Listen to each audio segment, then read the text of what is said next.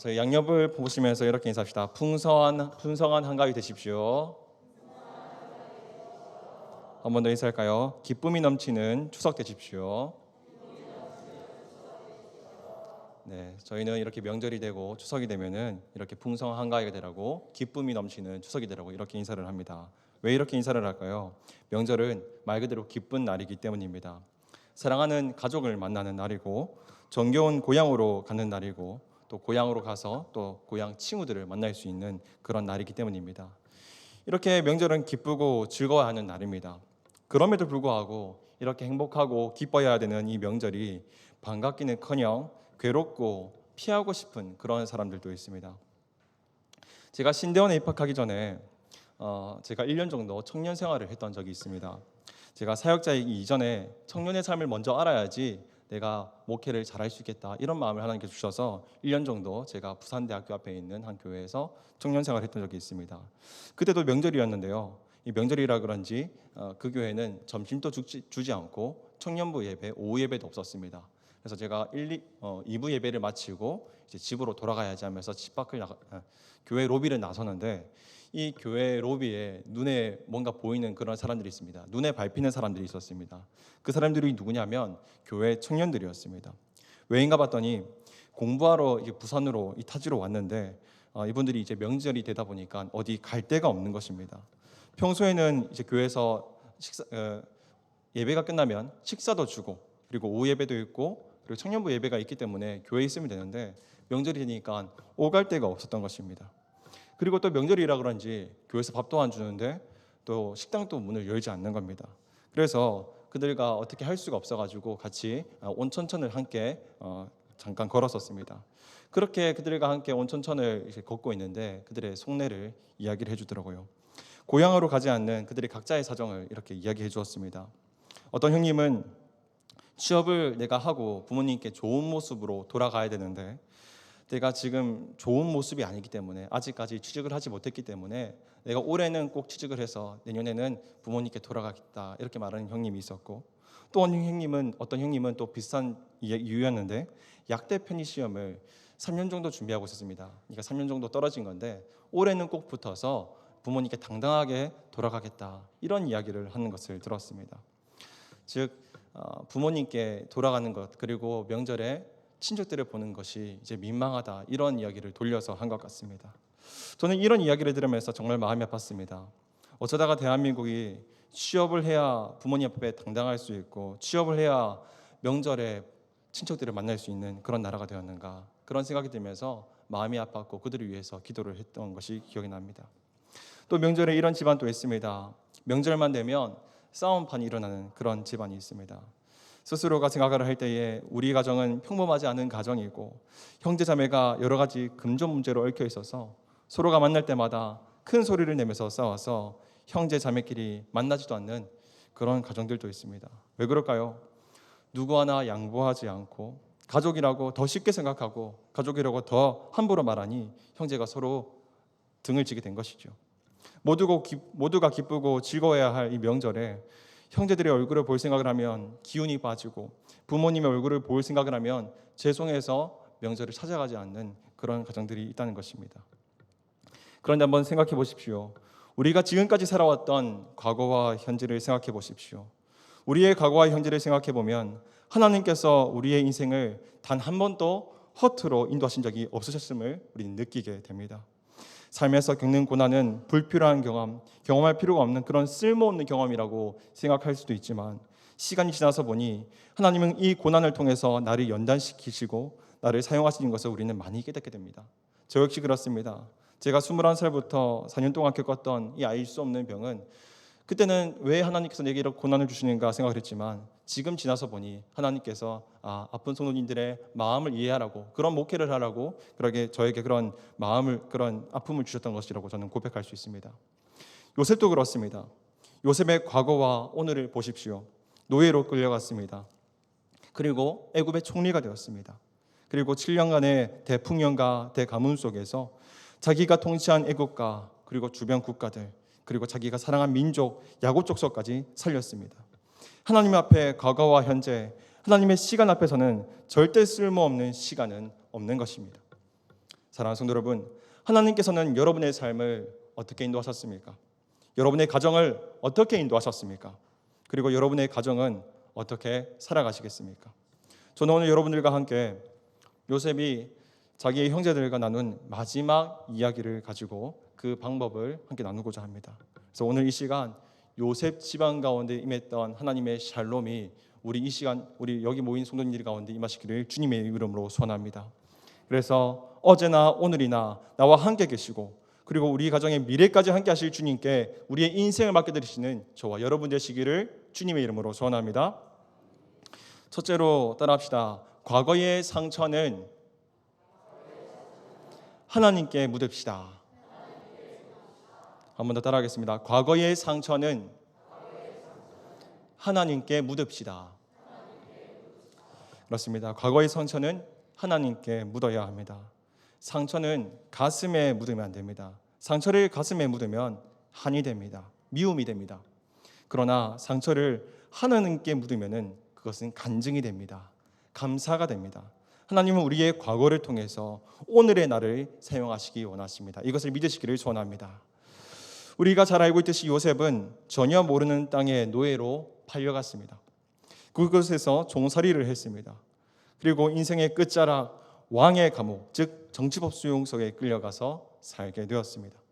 우리가 이 요셉의 스토리를 그냥 아무렇지 않게 읽지만 사실 이것은 정말로 끔찍한 일입니다.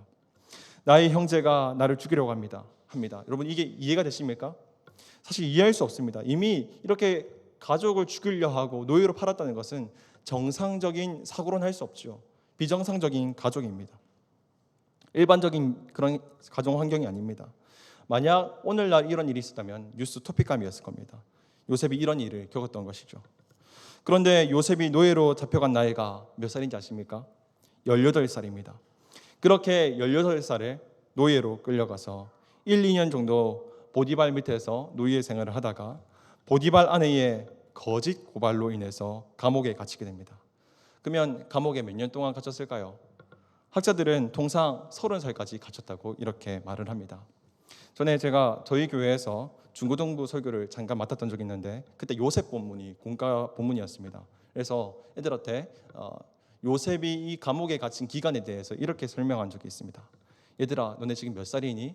14살부터 19살까지 요셉이 이때 노예로 팔려갔어. 너네 18살부터 30살까지 시간이 얼마나 귀중하니? 인생의 황금기인데 그 시간이 완전히 삭제됐어. 너네 지금 학교에서 친구들이랑 같이 공부하는 거, 이 추억이 얼마나 소중해. 그리고 대학 가서 그냥 공부만 할 거니? 대학 가서도 또 친구들과 놀 것이고, 그리고 또 좋아하는 사람을 만나서, 사랑하는 사람을 만나서 연애를 할 것이고, 취업 준비도 해보고, 이력서도 넣어보고, 떨어져도 보고, 그러다가 사랑하는 사람을 만나서 결혼도 하고 애도 낳을 것인데 그 소중한 시간이 요셉은 잃어버렸어. 이렇게 말했더니 애들이 눈이 아주 심각해져가지고 저를 쳐다봤던 것이 생각이 납니다. 여러분 그렇지 않습니까? 18살부터 30살까지의 인생이 얼마나 소중한 시간입니까? 하나님께서는 요셉의 그 시간을 삭제시켰습니다. 우리나라에서 20년 동안 억울하게 옥살이를 하다가 나온 분의 누명을 벗은 분의 인터뷰를 제가 본 적이 있습니다. 이 사람이 알고 봤더니 연쇄살인범 이춘재의 8번째 살인을 뒤집어 쓰고 감옥 생활을 했던 사람이었습니다. 워낙 이 연쇄살인이 사회적 이슈다 보니까 경찰들이 빨리 성과를 내야 했었나 봅니다. 그래서 마침 소아마비 환자였고 또 마침 가정 환경이 안 좋고 마침 살인 현장 근처에 살고 있었던 그분을 범죄자로 몰아서 억지로 강제로 거짓 자백을 하게 만들어서 살인자로 만든 것이죠. 그래서 이분은 자기가 짓지도 않은 살인죄 때문에 20년 동안 옥살이를 했고 무려 32년 만에 살인자라는 누명을 벗게 되었습니다. 여러분 이분이 감옥에서 그리고 32년 동안 얼마나 억울하게 살았겠습니까? 요셉도 마찬가지입니다. 감옥에서 형들을 얼마나 미워했을까요? 아마 꿈속에서도 형님들이 튀어나와서 요셉을 괴롭혔을 것입니다. 형들을 얼마나 원망했을까요?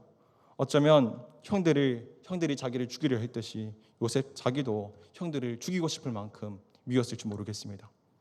그러나 여러분, 요셉은 그 오랜 기간 동안 감옥에 있으면서 보통 사람들과 같이 과거의 상처를 가슴에 묻어두지 않았습니다. 과거의 상처를 가슴에 묻어두지 않고 하늘의 하나님께 묻어두었습니다. 미웠지만 도저히 용서할 수 없는 상처였지만 그 가운데 나를 인도하시는 하나님을 발견했기 때문입니다. 이제 요셉의 형들이 이렇게 말을 합니다. 우리 15절과 18절 말씀 읽어보겠습니다. 15절과 18절입니다. 요셉의 형제들이 그들의 아버지가 죽었음을 보고 말하되 요셉이 혹시 우리를 미워하여 우리가 그에게 행한 모든 악을 다 갚지나 아니할까 하고 그 형들이 또 친히 와서 요셉의 앞에 엎드려 이르되 우리는 당신의 종들이니이다. 아멘. 우리가 너를 종으로 만들었으니 이제는 우리가 요셉 너의 종이 되겠다, 이렇게 말하고 있습니다. 사랑하는 성도 여러분, 여기서 우리는 죄의 특성을 하나 발견할 수 있습니다. 죄의 특성은 우리를 종으로 만들려는 사실입니다. 요셉의 형들이 죄를 지었더니 그들이 종이 되어야겠다는 그런 상황에 빠지게 되고 있습니다. 여러분, 바울이 전도 여행에서 만났던 귀신 들린 여인은 어떤 자였습니까? 여종이었습니다. 귀신에 들려서 나쁜 주인을 만나서 평생을 이용당하다가 죽었어야만 했던 그런 여종이었습니다. 그런데 바울은 귀신에게 지배당한 그 종의 사슬을 끊어 주었습니다. 여러분, 사탄은요, 우리를 종노릇하게 만들려고 합니다. 심지어 믿음을 가지고 있는 믿음의 사람도 종노릇하게 만들기 위해서 가지각색의 방법으로 노력을 합니다.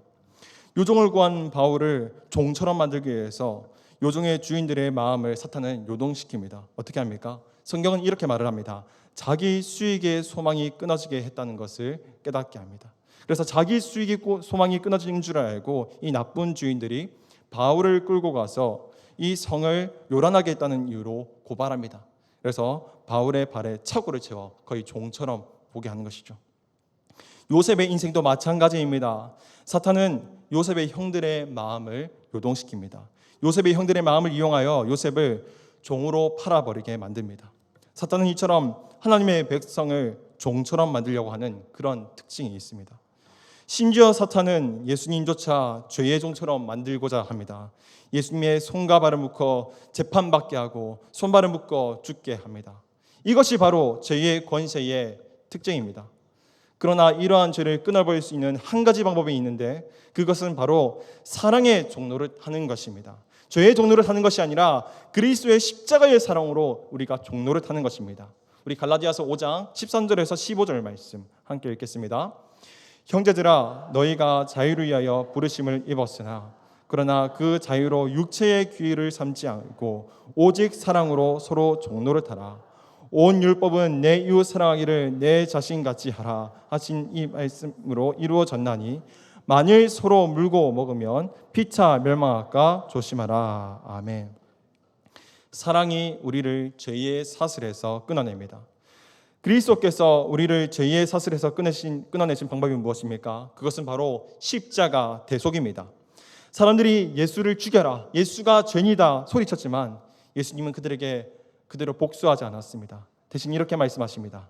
저들을 불쌍히 여기소서. 저들은 자기가 하는 일을 알지 못하나이다. 그리고 십자가 대속으로 그 사랑으로 우리의 죄의 사슬을 끊어내셨습니다. 오늘 본문의 요셉도 마찬가지입니다. 요셉의 형들이 요셉을 종으로 팔았으니 이제는 요셉의 형들이 그 대가를 치를 차례입니다. 눈에는 눈, 이에는 이, 아주 정당한 방법으로 율법대로 방법대로 하면 됩니다. 여러분, 사탄이 왜 완악한지 아십니까? 율법도 이용하는 존재이기 때문입니다. 그러나 요셉은 어떻게 했습니까? 사탄이 원하는 방법대로 하지 않았습니다. 율법을 따라 눈에는 눈, 이에는 이 복수하는 것이 아니라 사랑의 종이 되어서 야곱 집안을 사로잡고 있는 미움의 영, 죄의 종의 사슬을 끊어내었습니다. 사랑하는 성도 여러분, 오늘 여러분의 가정을 사로잡고 있는 죄의 사슬은 무엇입니까? 돈의 사슬입니까? 미움의 사슬입니까? 아니면 알코올의 사슬입니까? 지금 무엇이 여러분의 가정을 사로잡고 우리 가정을 파괴하고 있는 것은 무엇입니까? 그 죄의 사슬을 사랑으로 끊어내시기를 주님의 이름으로 소원합니다. 내가 당한 억울한 그 고통을 가슴속에 묻어두지 마십시오. 로마서에서 이렇게 말을 하고 있습니다. 육신의 생각은 사망이요 영의 생각은 생명과 평안이라. 아멘. 여러분, 땅의 생각을 하면 땅에 매이게 됩니다.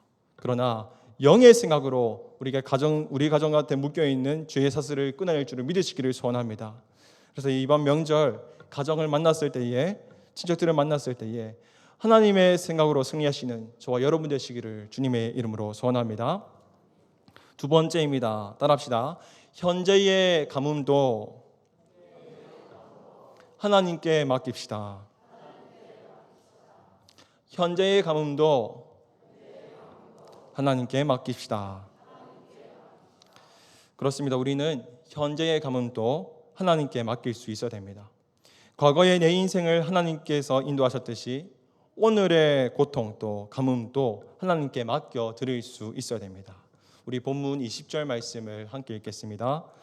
당신들은 나를 해하려 하였으나 하나님은 그것을 선으로 바꾸사 오늘과 같이 많은 백성의 생명을 구원하게 하시려 하셨나니. 아멘. 오늘 요셉은 지난날의 과거를 말합니다. 당신들이 나를 해하려고 하였으나 하나님은 그것을 선으로 바꾸셨습니다. 이렇게 고백하고 있습니다. 이것을 오늘 말로, 우리의 말로 바꾸면 어떻게 간단히 말할 수 있을까요? 모든 것이 하나님의 은혜였습니다. 이렇게 고백하고 있는 것이죠. 여러분, 요셉의 인생은 실로 비참했습니다. 형들이 나를 죽이려 하였고 노예로 팔려왔으며 왕의 감옥, 즉 정치범 수용소에서 그 인생의 황금기를 썩혔습니다. 그러나 과거를 돌이켜보니 이 모든 것이 현재 우리 민족을 구원하시기 위한 하나님의 놀라운 계획 가운데 있었다는 사실입니다. 만약 왕의 감옥에 들어가지 않았으면 어떻게 됐을까요? 아마 권한장들을 만나지 못했을 겁니다. 하나님의 놀라운 계획이 있었기에 노예 신분으로도 왕의 관원장들을 만날 수 있었고, 그래서 총리가 될 수 있었던 것이죠. 이 모든 것이 하나님의 철저한 섭리 가운데 있었던 계획이었습니다. 사랑하는 성도 여러분, 하나님께 우리 가정을 맡겨드리시기를 주님의 이름으로 소원합니다. 과거에 우리의 가정을 은혜로 인도하셨듯이 현재 우리 가정의 가문도 하나님께 맡겨드리시기를 주님의 이름으로 소원합니다. 그렇다면 어떻게 해야 우리 가정을 하나님께 온전히 맡겨드릴 수 있을까요? 간단합니다. 그것은 이번에 우리가 명절에 가족끼리 모였을 때에 가정 예배로 드리는 것입니다. 온 집안이 주님 앞에 예배로 나아가는 것입니다. 밖에 순서지가 준비되어 있습니다. 그것으로 오늘 전한 말씀과 같이, 그 말씀과 같이 하나님의 은혜를 예배로 나아갈 수 있는 것입니다.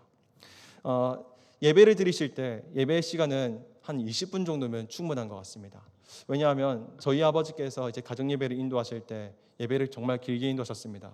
아버지가 이제 은혜를 받으시면은 찬양을 한 30분 정도 하시고, 또 아버지가 준비한 말씀으로 30분 또 설교하시고, 또 기도도 30분 하시는데 제가 너무 힘들었던 그런 기억이 납니다. 그래서 20분에서 30분 정도 예배로 은혜를 누리시고, 그리고 예배만 드릴 뿐만 아니라 나눔도 하셨으면 좋겠습니다.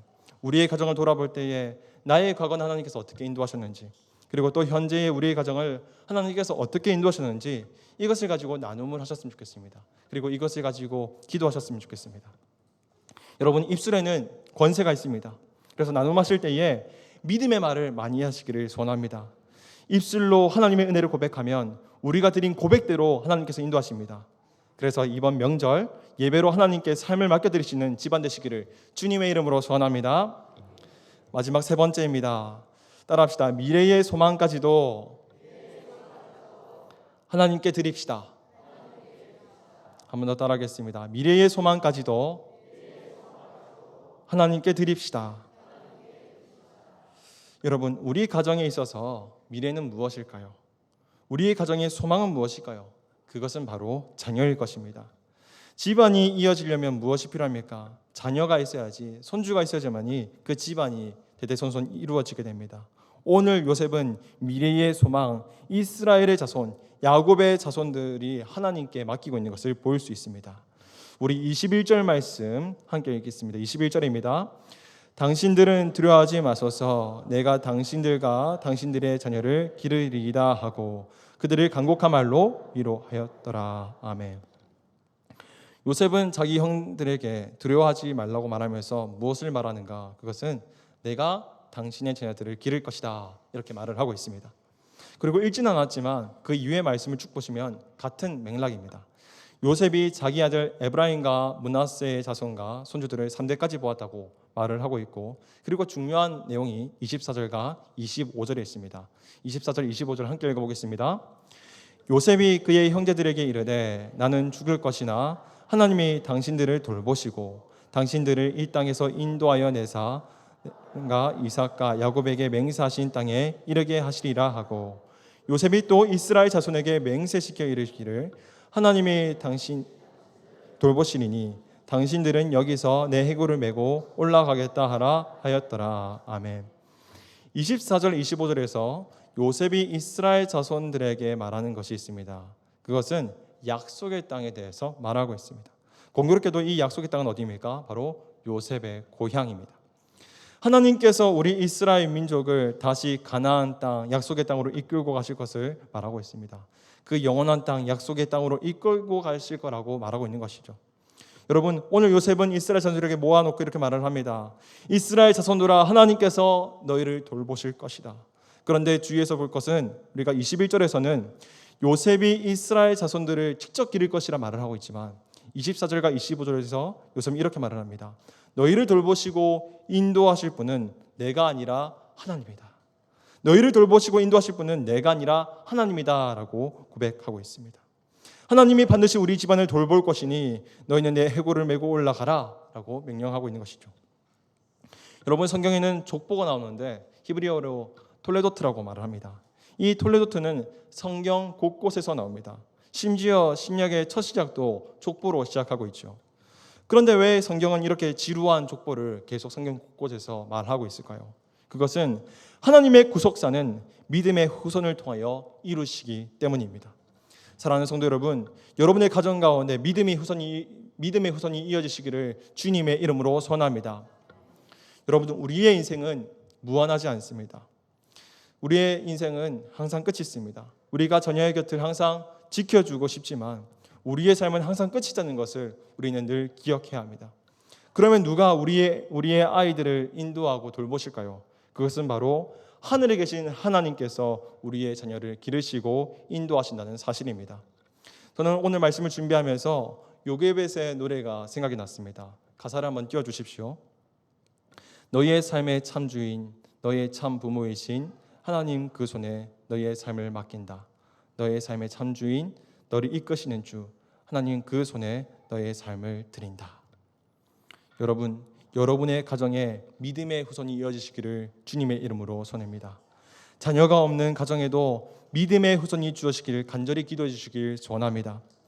믿음의 후손을 통해서 하나님의 구속사가 흐르고 한국의 역사를 바꾸는 역사가 일어나기를 소원합니다. 우리 자녀가 그냥 시대를 따라 흘러가는 인생이 아니라, 돈에 따라 세상의 가치관에 따라 흘러가는 인생이 아니라 하나님의 복음으로 시대를 역전시키고 변화시키는 자녀가 되시기를 주님의 이름으로 소원합니다. 말씀 정리하겠습니다. 2024년 추석, 여러분들의 가정의 과거와 오늘은 어떻습니까?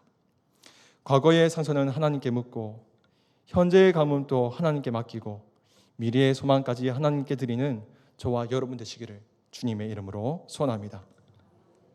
이제 우리 들은 말씀을 생각하시면서 함께 기도하시겠습니다.